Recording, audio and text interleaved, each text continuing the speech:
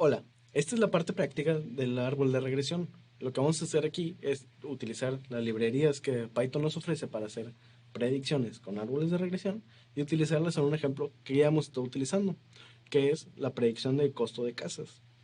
Para ello vamos a utilizar el mismo conjunto de datos y las mismas instrucciones que utilizamos en videos anteriores. Entonces me voy a ir un poquito más rápido en ese aspecto. Vamos a utilizar el load Boston, que ya incluye todo eso, todo el conjunto de datos, lo cargamos, utilizamos pandas para hacerlo de una manera más tratable, agregamos nuestra variable dependiente y calculamos las correlaciones. Una vez hecho esto, pues ya tenemos listo nuestro conjunto de datos, al menos para empezar a tratarlo. Vamos a utilizar la misma variable que utilizamos en el ejemplo anterior, en el DSBR, llamada lstat. Esto va a ser la X y la variable Y, pues la variable dependiente, es el costo de las casas. Entonces lo hacemos. Además, en el video anterior utilizamos una normalización, que es el min-max, que toma el rango total y lo comprime a un rango entre 0 y 1 para facilitar los cálculos internos de Python. Entonces vamos a utilizarlo, min-max scalar, lo importamos y hacemos una separación de los datos entre prueba y entrenamiento. Ahora sí, aquí ya es donde va a cambiar el cuaderno con respecto al anterior. ¿Por qué? Porque vamos a utilizar el árbol de regresión. Python lo ofrece a través de la librería sklearn con la librería tree. Entonces le vamos a decir, de la librería sklearn tree, importa un árbol de decisión, pero de regresión, que se llama de esta forma, decision tree regressor. Decision tree regressor contiene un parámetro indispensable, que es la profundidad máxima. Esto nos va a indicar qué tan amplio o qué tan profundo va a ser el árbol que vamos a generar. Esto nos va a acotar entre un árbol muy simple o un árbol muy complejo. Vamos a utilizar uno de tamaño 2. Vamos a ver cómo se comporta. Le vamos a decir max depth, que es profundidad máxima, igual a 2. Y vamos a llamarle tree-2, nada más para identificarlo nosotros. Siempre es importante tratar de utilizar nombres de variables relevantes para lo que estamos haciendo. Como lo hemos estado utilizando, como x-train, por ejemplo, es el entrenamiento en x. O, por ejemplo, hemos utilizado también y, pues ya sabemos que es la variable dependiente. En este caso vamos a utilizar tree-2, lo ejecutamos y lo tenemos listo. Falta entrenarlo. Vamos a entrenarlo con xtrain y ytrain, que son los que ya preparamos con anterioridad. Una vez que ya lo tenemos, le vamos a decir, haz una predicción de xtrain y haz una predicción de xtest. Lo ejecutamos y guardamos las variables de respuesta. Ahora, no nos sirve de nada más tenerlo ahí y haber predicho si no podemos analizarlo de alguna forma. Vamos a crear una gráfica para poder visualizarlo. Y aquí ya es un poco parecido al ejemplo anterior. De hecho, notarán que es muy consistente los ejemplos. Solamente lo que cambia es el algoritmo utilizado, que es equivalente al modelo de predicción. Vamos a utilizar Matplotlib. Vamos a utilizar NumPy también. Le decimos a Jupyter que grafique en el mismo cuaderno. Vamos a hacer una gráfica de dispersión con X y Y, entrenamiento y prueba. Este es el de prueba.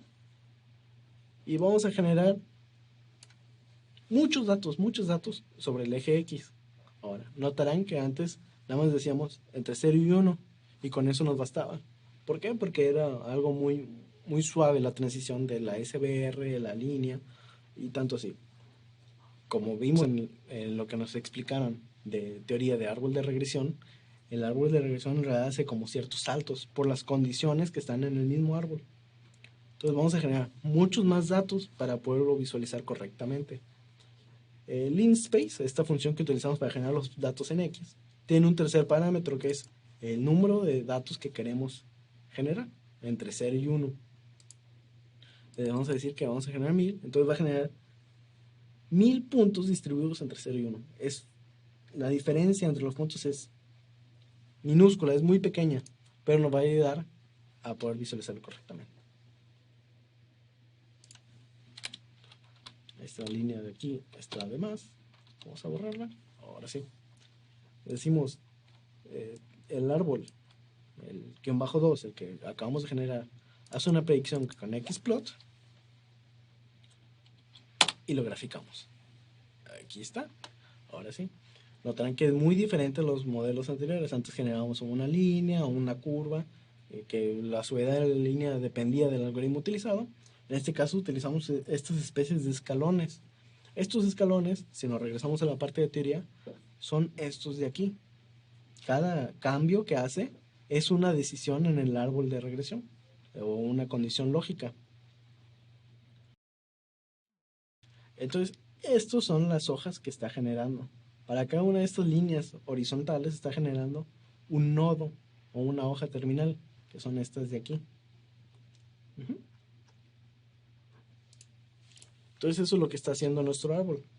Es así de simple porque le pusimos que sea de tamaño 2, profundidad máxima, que en realidad es algo muy similar a este de aquí, al que tenemos de ejemplo. Pero ¿cómo lo podemos visualizar? O sea, si nada más lo vemos así, pues no entendemos claramente el árbol. Estaría más que ideal tener algo muy similar a este de aquí, para poder entender lo que está haciendo nuestro modelo. Bueno, vamos a utilizar para ello una función muy específica de Python que se llama export graph.bs. Este graph.bs es un formato específico de una librería que es libre en internet, la cual nos permite generar gráficas o grafos a partir de un código establecido. Entonces, si lo ejecutamos, nada más le decimos export graph.bs y como parámetro le pasamos nuestro modelo que queremos representar, nos genera este gráfico de aquí o este código de aquí. Intuitivamente podemos tratar de leer un poco lo que está haciendo. Nos dice que va a generar un diagrama y nos va a generar, por ejemplo, en 0 tiene un nodo con estos datos, tiene un nodo 1 con estos datos y empieza a hacer conexiones. De 0 a 1 tiene esta conexión, pero es muy difícil interpretarlo de esta manera. Entonces, lo que podemos hacer es copiarlo y vamos a ir a una herramienta en línea. Lo vamos a usar como GraphViz online para que esté disponible en línea. Le damos clic y aquí está. Nos deja un código muy similar al que tenemos nosotros. Entonces lo vamos a pegar y nos genera este gráfico de aquí. Esto representa nuestro árbol de regresión. Pero ¿cómo lo representa? Vamos a tratar de leerlo. Nos dice que cuando la variable independiente sea menor o igual a 0.16, se va a ir hacia la izquierda, porque es un verdadero. Una vez aquí, si esa misma variable es menor o igual a 0.08, se va a ir a la izquierda y nos va a predecir con un valor de 0.77. Entonces vamos a verlo. Tomemos el valor de 0.01. ¿Okay? Entonces si lo vemos en nuestra gráfica, 0.01, que sería un valor de por aquí, en este rango, nos va a dar un valor de 0.77. Entonces corresponde a este primer segmento. Tomemos otro, un número, por ejemplo, tomemos el 0.5. 0.5 es menor a 0.169, no, es falso. ¿Es menor a 0.39? No. Ok, entonces se va a la parte de la derecha y nos va a predecir un valor de 0.2. Vamos a checarlo. Dijimos que vamos a predecir el valor de 0.5, que está aquí, y nos predice un valor de 0.2. O sea, nuestra gráfica corresponde al gráfico que creamos. Entonces, de esta manera empieza a construir nuestro árbol. Si vuelven a revisar, el tamaño de nuestro árbol es tamaño 1, 1 y 2. Hay dos condiciones lógicas de tamaño 2. A partir de ahí son nuestras hojas. Okay. Así como lo hemos hecho en modelos anteriores, también podemos utilizar la métrica R-score para calcular y comparar con los modelos anteriores. Y nos dan .68 y .58 en entrenamiento y prueba. Ahora, bueno, ¿qué pasa si en vez de que sea de tamaño 2 lo incrementamos a tamaño 5? Bueno, vamos a hacerlo. La única diferencia es que le vamos a decir maxdep igual a 5. Y en vez de llamarse tri2, vamos a llamarle tri-5. Lo ejecutamos y lo graficamos. ¿Ok? Lo que nos muestra es esta gráfica que empieza a verse, en vez de escalones claros, empieza a dar valores arriba y abajo. Lo que está pasando es que estamos haciendo un árbol muy detallado. Está acostumbrándose a estos datos que no están presentes en el comportamiento general de los datos. Entonces, lo que está pasando es que estamos haciendo un overfitting. Estamos sobreajustando nuestro modelo. Es importante encontrar un balance en cuántos niveles de condición lógica vamos a generar.